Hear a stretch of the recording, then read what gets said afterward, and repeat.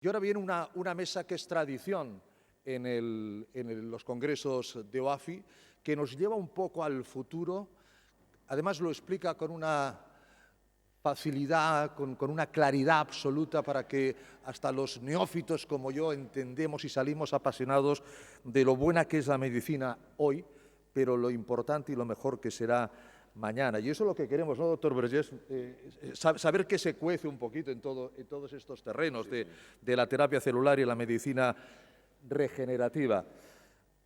Un aplauso fuerte para la doctora Sol Ruiz, jefa de División de Productos Biológicos y Terapias Avanzadas y Biotecnología de la Agencia Española del Medicamento y Productos Sanitarios. Doctora Ruiz. Yo, si me permites, hacer una pequeña introducción, que no necesita, ¿no? Pero primero agradecerte que hayas dejado todo tu trabajo, que tienes mucho ahí en la agencia, para venir aquí. O sea, que mil gracias, ¿eh? La doctora Sol Ruiz es... Perdón, doctor Vergés, pasamos de la Agencia Europea del Medicamento a la Agencia Española, ¿eh? Sí, no, claro. No falta nadie. No falta nadie.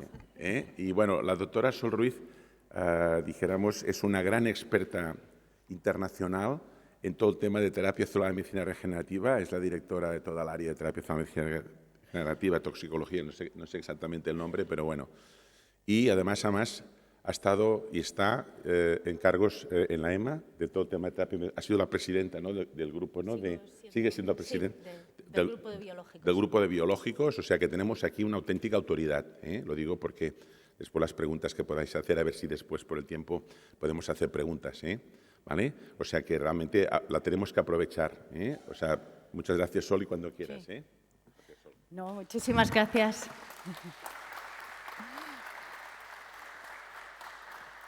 No, muchísimas gracias, Ricardo y Josep. La verdad que es un placer, encantado estar aquí de nuevo, un placer veros otra vez aquí y un placer venir a Barcelona, aunque siempre vengo corriendo. Pero bueno, pues simplemente pues, para contaros un poco, bueno, pues qué tenemos dentro de lo que es terapia celular, medicina regenerativa, qué novedades tenemos en el último año. Intentaré explicaroslo lo más, digamos, sencillo y rápido posible. Bueno, como veis aquí en esta diapositiva, en medicina deportiva, pero no solamente, también en medicina, digamos, cuando hay problemas, pues como vosotros bien conocéis, osteoarticulares, se pueden hacer diferentes tipos de intervención. Y como veis aquí, algunas implican pues, cirugía, microfractura, aquí trasplante quizá de hueso, etcétera. Pero aquí tenemos otra serie de intervenciones que vamos a comentar a lo largo de la presentación y que serían consideradas medicamentos. Quizá alguna de ellas, como son la impresión de biomateriales con impresoras, como sabéis, 3D, pues a menos que estuviera combinado con otro medicamento o con células, pues quizá a lo mejor no lo sería. Pero el resto, por ejemplo, el trasplante de condrocitos autólogos, el plasma rico en plaquetas o lo que se llaman secretomas o vesículas producidas por células, serían considerados medicamentos. Cuando hablamos de medicina regenerativa, podemos hablar de diferentes grupos de medicamentos. Como veis, uno de ellos, es factores de crecimiento o medicamentos de terapia avanzada u otros que no vamos a mencionar. Cuando hablamos de los factores de crecimiento, vamos a comenzar. Un grupo de ellos son los que conocemos como proteínas recombinantes, es decir, estos son proteínas que se producen en cultivos celulares, líneas celulares o células que han sido modificadas genéticamente para producir una determinada proteína. Esta proteína se purifica y se envasa y eso constituye el medicamento. Bueno, pues tenemos algunas de ellas empleadas en medicina regenerativa, como veis aquí. Un ejemplo es Inductos, el principio activo de este medicamento es dibotermina alfa y como veis es una proteína que promueve la formación de hueso y que se utiliza para, pues como su nombre indica, pues para digamos, tratamientos en los cuales hay fisuras de hueso, en concreto como veis aquí, para facilitar la fusión intersomática lumbar o para el tratamiento de fracturas agudas de tibia.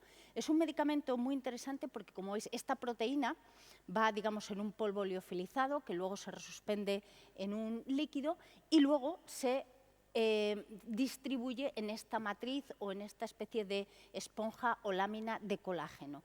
Y una vez esta combinación de colágeno con la proteína es lo que se utiliza para tratar de curar o facilitar la curación de determinados tipos de fracturas.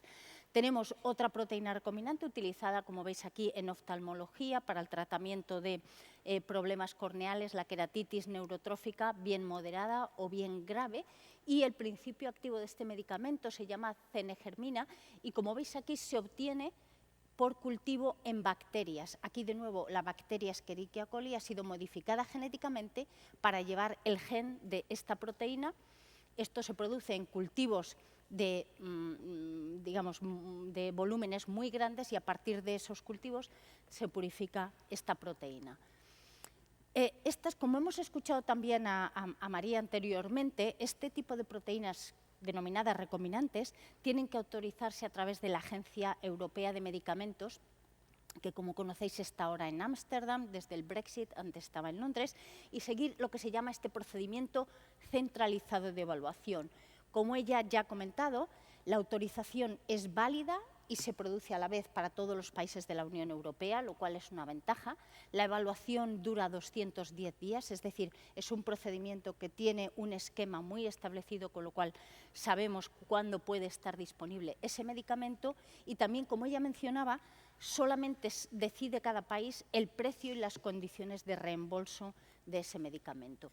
Como mencionó ella también, el comité principal para todas las decisiones sobre medicamentos de uso humano lo tiene el CHMP, Comité de Medicamentos de Uso Humano, y, como ella comentó también, hay 27 miembros, es decir, un miembro por país.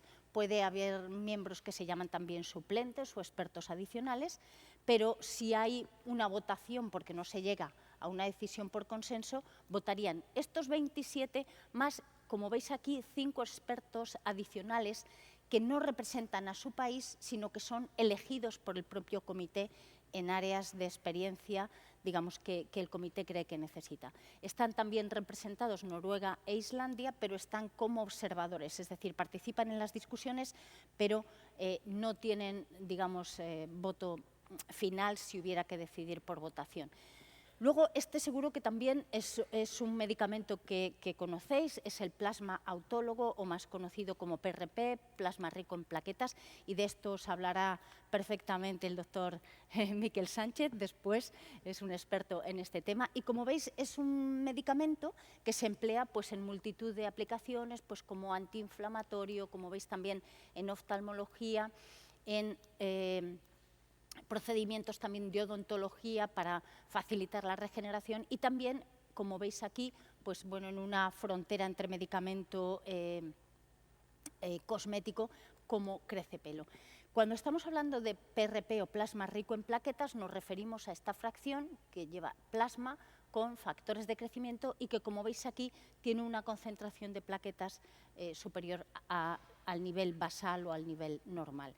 Este PRP o plasma rico en plaquetas se obtiene a partir de un pequeño volumen de sangre del paciente, se centrifuga, se separa la fracción que interesa y a partir de aquí esto es lo que se utiliza para el tratamiento del paciente. Como veis, hablamos siempre de un procedimiento autólogo, es decir, el plasma es del propio paciente y no hay almacenamiento del producto, es decir, se extrae, se procesa y se administra. Si tenéis interés, en la página web de la Agencia Española de Medicamentos tenéis toda la información sobre este medicamento y simplemente aquí unas pinceladas. El plasma autólogo, como veis, es un medicamento de uso humano, no precisa una autorización individual, sino que el prescriptor es el responsable de elegir el producto que considera más adecuado para el paciente. Y, como veis, pueden prescribirlo únicamente médicos, odontólogos o podólogos y está prohibida su publicidad al público en general. Tenemos también, como hemos comentado en otros congresos anteriores, los denominados medicamentos de terapia avanzada, que son aquellos que bien están basados en terapia génica, es decir, en genes o ácidos nucleicos, medicamentos de terapia celular somática, o de ingeniería tisular, que están basados en células o tejidos, vamos a ver algunos ejemplos, o medicamentos combinados de terapia avanzada que combinan células o tejidos y un producto sanitario. Cuando hablamos de los medicamentos de terapia génica, Podemos hablar de aquellos que están basados en vectores virales, vamos a ver algún ejemplo, en los cuales lo que hacemos es coger un virus conocido, en el cual se eliminan aquellos genes causantes de la patología y se introduce el gen de aquella proteína que nos interesa o del gen terapéutico que nos interesa. Tenemos también otros tipos de medicamentos de terapia génica que no emplean virus, sino pues que emplean, por ejemplo, una molécula de DNA de doble cadena, y aquí este sería el medicamento y no necesitaríamos de una partícula viral. Por ejemplo, en el caso de terapia génica con un vector viral, se puede, o bien este virus modificado, como veis con el gen terapéutico, administrar al paciente como cualquier otro medicamento, o también se pueden obtener las células del paciente, modificarlas o infectar esas células con este virus en el laboratorio y esas células que se han modificado genéticamente, reinfundirlas al paciente. Aquí tenemos un ejemplo en el caso de una terapia génica para niños que sufren inmunodeficiencia severa combinada, en el cual se extraen células de médula ósea del paciente, como veis se modifican genéticamente en el laboratorio empleando este virus terapéutico, por así decirlo, y esas células modificadas genéticamente con una copia del gen correcta o normal se infunden en el paciente y de nuevo una vez digamos instaladas en la médula ósea, pues serían capaces de revertir ese problema debido a esa alteración genética.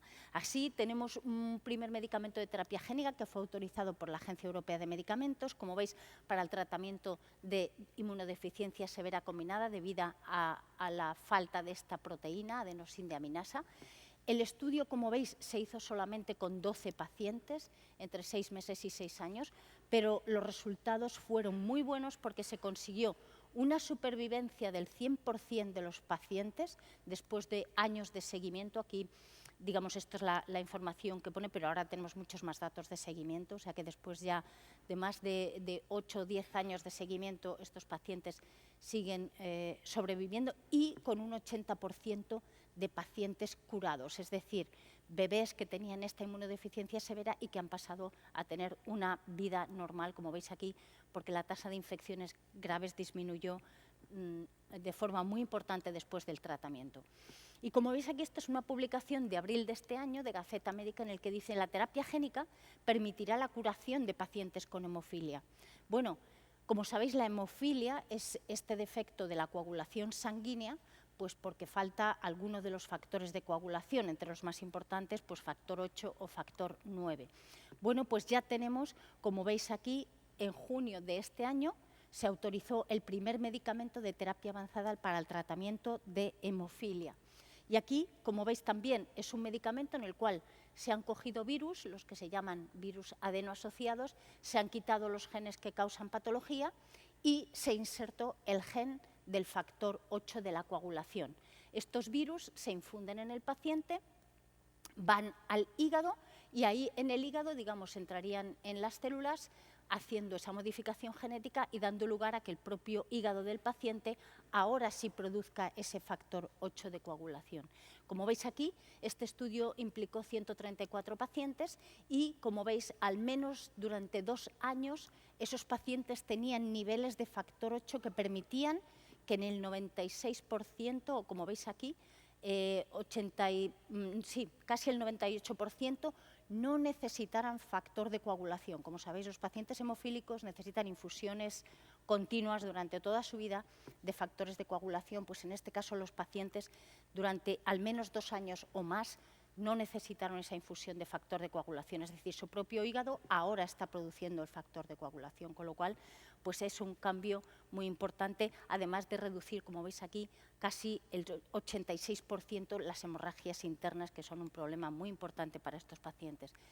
Como os he dicho, este ensayo clínico se hizo con 134 pacientes, el 96% no necesitaron esta profilaxis con factor de coagulación y, claro, lo que ocurre con estas terapias avanzadas es que nos enfrentamos realmente a un desafío para los sistemas sanitarios porque los precios son altísimos. Es verdad que el desarrollo clínico es costoso, pero aquí estaríamos hablando, todavía no tenemos precio en España, creo, porque es muy reciente en junio, pero se habla de que podría ser un tratamiento que costase alrededor de 2 o 3 millones de euros por paciente.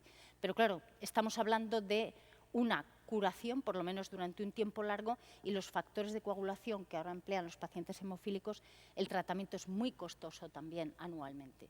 Y luego tenemos otros medicamentos de terapia avanzada, como veis, basados en células o tejidos, que se emplean para el tratamiento, prevención o diagnóstico de enfermedades. Aquí veis algún ejemplo, también células que se extraen del paciente y que se pueden aplicar, como veis, pues para tratar infarto de miocardio, para prevenir la enfermedad de injerto contra huésped después de un trasplante o para corregir determinados defectos en determinados tejidos.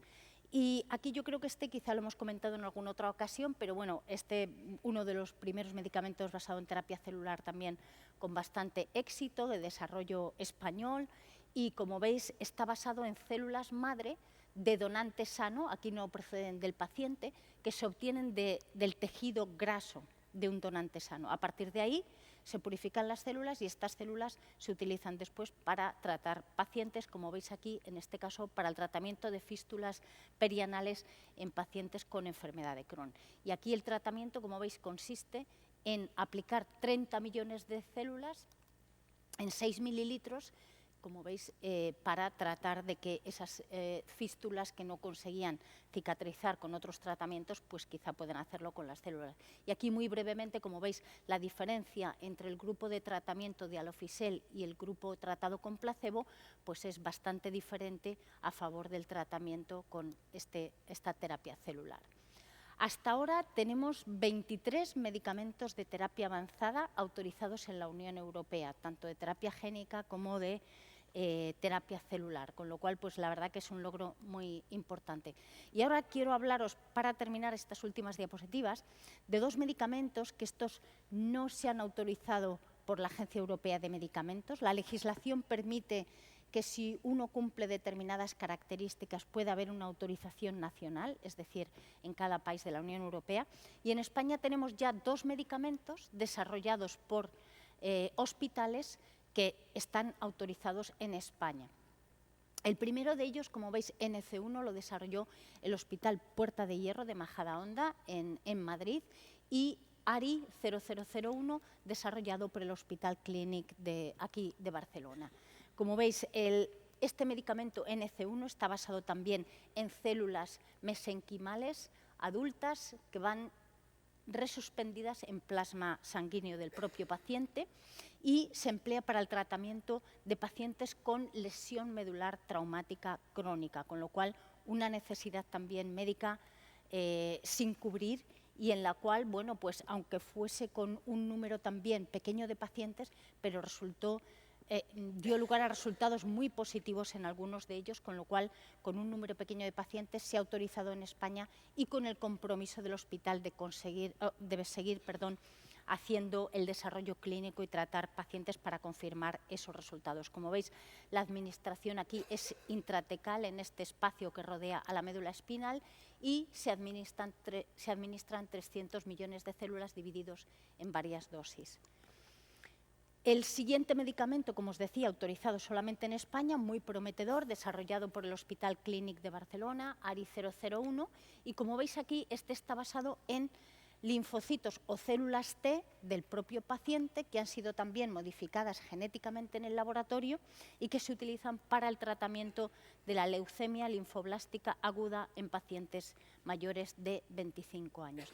Y este medicamento es muy importante porque no solamente lo hemos autorizado en España, sino, como veis aquí, aunque está en inglés, que solamente estas, digamos, notas de prensa aparecen solamente en inglés en la página web de la Agencia Europea de Medicamentos, la EMA va a comenzar una fase piloto de apoyo a investigadores académicos, pues como pueden ser hospitales u otros grupos de investigación, para tratar de que puedan llegar a desarrollar completamente ese medicamento y pueda llegar a los pacientes en la forma más rápida y eficiente posible. Va a hacer este estudio piloto con 5 productos o 5 medicamentos de terapia avanzada desarrollados por academia, y el primero de ellos es el ARI 0001, o sea, con lo cual, pues la verdad que un orgullo para todos como país que este producto desarrollado por el Clínic de Barcelona vaya a ser tomado, digamos, un poco de la mano por la Agencia Europea de Medicamentos para que pueda completar su desarrollo clínico. Así que con esto, bueno, pues dejaros aquí una nota también de mucha esperanza para el futuro. Tenemos ya, como veis, 23 medicamentos autorizados, pero muchísimos en desarrollo que yo creo que van a dar lugar a tratamientos muy importantes y muy positivos en un futuro, esperemos que cercano. Muchísimas gracias a todos por esta atención. Muchísimas gracias. Podemos llegar a un acuerdo. Si son breves, 2 o 3 preguntas para la doctora Sol Ruiz, podemos abrir un turno de preguntas, un turno de preguntas. Yo, mientras tanto, doctor Vergés, doctora Ruiz, 2 o 3 millones de euros, ha dicho usted, sí. Cada tratamiento, ¿eso se puede pagar? Ese va a ser realmente el desafío de los sistemas sanitarios. Yo creo que precisamente en este ejemplo de hemofilia, tratamiento de terapia génica, sería relativamente fácil calcular el precio del medicamento porque estamos hablando de que ahora, pues no me atrevería, no sé si son a lo mejor 100.000 o 200.000 euros por paciente por año.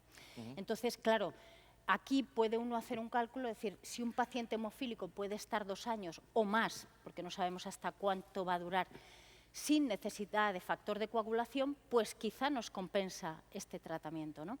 Claro. En otras enfermedades es mucho más complicado, porque a lo mejor no se consigue una curación del paciente, sino que se reducen los síntomas, quizá mejora un poco la calidad de vida, pero claro, si no hay otra alternativa, entonces realmente sí que estos medicamentos van a ser, bueno, algunos de estos linfocitos T modificados desarrollados por compañías ya están en los precios de 300.000, 400.000 euros por tratamiento. Y subiendo. Y subiendo. Entonces, la verdad es que ahí sí que los sistemas sanitarios van a tener, lo van a tener difícil porque, claro, estamos hablando del tratamiento de un paciente que puede suponer quizá todo el presupuesto de un hospital. Claro, sobre todo el cribaje del acceso también a esos medicamentos, quién puede acceder, quién no puede acceder.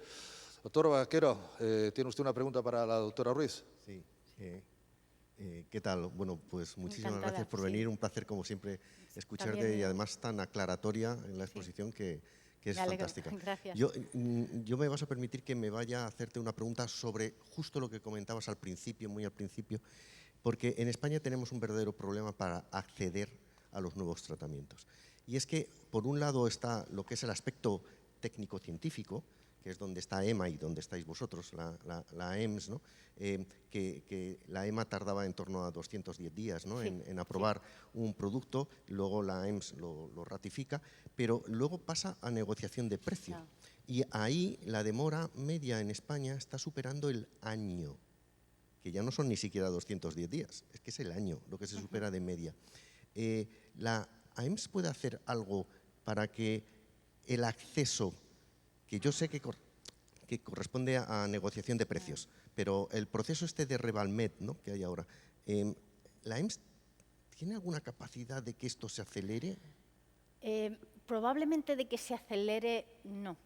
Pero sí que la contribución hasta ahora también la estamos haciendo a través de lo que se conocen como los informes de posicionamiento terapéutico, los IPTs, y esos se suelen hacer cada vez que se añade un medicamento nuevo a un área terapéutica, y lo que hace la agencia es poner ese medicamento en contexto, digamos, de la enfermedad y de los tratamientos que hay, de manera que pueda resultar más fácil, digamos, asignar un precio o un valor a ese medicamento, ¿no? Como comentábamos, en el caso de la terapia génica para hemofilia, pues claro, el informe de la agencia tiene que poner en valor esa terapia génica considerando todos los tratamientos que hay ahora para la hemofilia A. Y claramente este medicamento proporciona una ventaja significativa para los pacientes, porque estamos hablando de mínimo 2 años sin infusión de factor de coagulación, con lo cual, y sin complicaciones de hemorragias internas, que eso también es un costo para el sistema sanitario. Con lo cual, ese podría ser un caso, pero claro, en otros en los que, como digo, a lo mejor, bueno, pues se mejora un 30% en algún parámetro, dura el efecto X tiempo, claro, ahí ya es más difícil ponerlo en valor. Pero respecto a tiempos, ahí la agencia sí que no puede hacer nada porque está completamente fuera de nuestra competencia y nuestra aportación es solamente a través de posicionar el medicamento en las, digamos, en las terapias que existen para ayudar a lo mejor a ponerlo en valor, pero nada más. Adelante, por favor. Buenos días, doctora Hola. Ruiz. Bueno, en primer lugar, felicitarla por la exposición tan didáctica como interesante. Desde luego, unas diapositivas pues, Muchas realmente gracias. muy excelentes. Y quería preguntarle sobre todo el sistema que ha comentado al final, ¿no? Todos los que serían terapias basadas en CAR-Ts, ¿no? Que ahora Sí. está como el boom tan de moda, ¿no? Digo, ya que la tenemos aquí, nos ha presentado este producto, ¿no? Autorizado a nivel nacional en leucemia. Entonces, realmente su opinión sobre el futuro de los CAR-Ts, hemos visto, hay muchísimas publicaciones también en resistencia a antimicrobianos, ¿no? Parece que es la pandemia, ¿no? Silenciosa, pero Sí. será la siguiente seguro. Un poco su opinión sobre esto y cómo está España, ¿no? dentro de Europa en este tema, porque claro, publicaciones científicas hay tantas que al final el papel de las Claro. agencias, ¿no? Los que somos científicos nos quedamos un poco perdidos, ¿no? Sí. Muchas gracias. No, muchas doctora. gracias. La verdad que esa es un área en la que yo creo que en los próximos años sí que vamos a ver, bueno, avances enormes. Todos, o sea, los resultados con estos linfocitos T modificados genéticamente ya hemos visto sobre todo en leucemias, linfomas. El reto está ahora, y ya se está trabajando también en ello, en el tratamiento de tumores sólidos, de manera que los linfocitos puedan penetrar en, digamos, en tumores, en otros órganos, pero todo eso está en desarrollo. La prueba de concepto está ahí, que funcionan. Y bueno, pues ahora quiero decir, con las herramientas que tenemos también de genética molecular, la combinación de receptores para que los linfocitos puedan ir a múltiples dianas, la verdad es que la tenemos ahí. Entonces, ahí yo creo que sí que en los próximos años lo estamos viendo, que están ya en desarrollo y veremos avances espectaculares. Y yo creo que también ahí España está muy bien posicionada. En ese sentido tenemos pues, el Clinic, pero tenemos otros hospitales haciendo este tipo de desarrollos y la idea también es, bueno, pues crear hay una iniciativa también desde el Ministerio de Sanidad de crear estos centros de excelencia de terapias avanzadas y sobre todo en el uso de CAR-Ts para que haya, digamos, una disponibilidad del tratamiento digamos que sea global a nivel español, ¿no? Por lo menos. Entonces, sí que hay muchas iniciativas en ese sentido, por lo que hay, pero también por lo que va a llegar, ¿no? Entonces, la verdad que en ese sentido esta es un área que es muy interesante. Así que, bueno, vendremos según vayan saliendo más cosas, a compartirlas, ¿no? O sea, Cerramos, muchas doctor gracias. Vergés. Sí, no, yo solo agradecerte Sí. la charla magistral que nos has hecho. Un placer, como siempre. Tan complicado y tan sencillo que lo ha hecho la doctora, ¿verdad? Yo siempre digo una cosa, pero si fuera lo contrario también lo diría, ¿eh? Porque ya los que me conocéis sabéis que soy bastante... Yo tengo que, a la doctora Ruiz, la tengo que felicitar porque es una gran profesional, que hace años que tengo el placer y el lujo de conocerla y decir que la Agencia Española del Medicamento es de las mejores que tenemos a nivel internacional. Así como hay otras áreas del Ministerio a veces a mejorar, y digo a mejorar, pero la Agencia Española del Medicamento está considerada entre las mejores agencias de Europa. Y os voy a decir una cosa, han hecho un trabajo brutal con el tema del COVID, lo sé perfectamente, he hecho un trabajo brutal con la gran pandemia que tuvimos del COVID. Lo digo porque, a decir las cosas, en este país siempre criticamos y las cosas que funcionan bien, pues a veces no lo decimos, ¿no? Por eso simplemente que transmite a todo el equipo de la Agencia Española que por parte nuestra realmente estamos muy agradecidos. Aparte, siempre que la llamamos o cuando hay cualquier problema que haya de pacientes o cualquier propuesta de ensayo clínico, siempre nos recibe, tiene un tiempo para nosotros. O sea que realmente chapó, muchas gracias, Sol, de verdad. Muchas gracias. Y gracias por venir. Muchas gracias a vosotros. Muchas gracias, Sol. Doctora Ruiz, un placer. Un placer, Ricardo, verte de nuevo.